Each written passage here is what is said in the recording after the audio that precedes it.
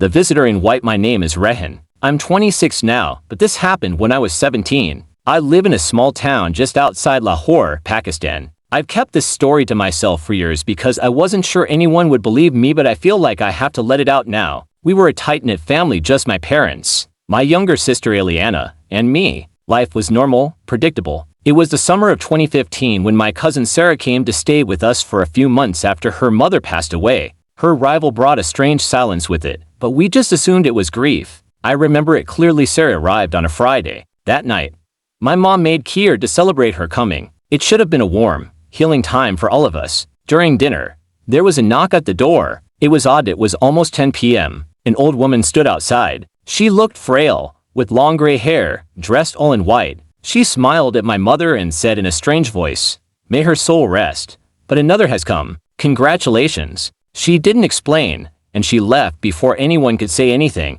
We just thought she was confused, but the way she looked at Sarah, it wasn't normal. That night, I woke up around 2:45 a.m. I remember because I looked at my phone. I heard faint sobbing coming from the guest room where Sarah was sleeping. I got up to check on her, but as I passed the living room, I saw a figure standing still, looking out the window. It was the same woman in white, but when I turned the lights on, she was gone. I checked the front door, locked. The next morning, Sarah was pale and trembling. She said she saw her mother in a dream, but something was wrong. Her mother's eyes were black, and she kept saying, "Don't let her in. She wants to take my place." When my mother heard this, she looked horrified. She finally told us something she'd kept secret for years. When she was pregnant with me, a woman dressed in white had appeared and told her, "One day, I'll come for your firstborn." She thought it was just a nightmare. I was shaken. Was that woman talking about me? What would have happened if I hadn't woken up that night? What if Sarah wasn't the one being targeted? What if it was me all along? I thank God every day for showing me that glimpse.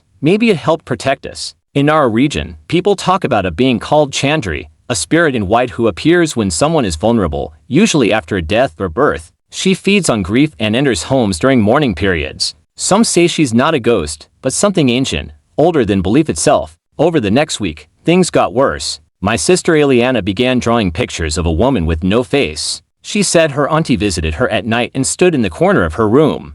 "We found white hair on Alina's pillow one morning. None of us have white hair. Lights flickered for no reason. The family cat refused to enter Sarah's room. At night, we heard whispering coming from the vents. One time, I walked past a mirror and saw someone standing beside me, but when I turned, no one was there. We stopped talking about it. We pretended everything was normal, but it wasn't. One evening, my mom received a call from a neighbor. She asked if we were okay. She claimed she saw Sarah's mother standing in our yard around midnight, calling out to her daughter. But Sarah's mother had been buried weeks ago in another city. That night, I woke up unable to move. Sleep paralysis. I lay there, frozen, as a cold breeze swept over me. From the corner of my eye, I saw her again, the woman in white. But this time, her face wasn't visible. It was just a swirling void. She leaned over me and whispered, "You should have left with her." I couldn't breathe. I thought I would die.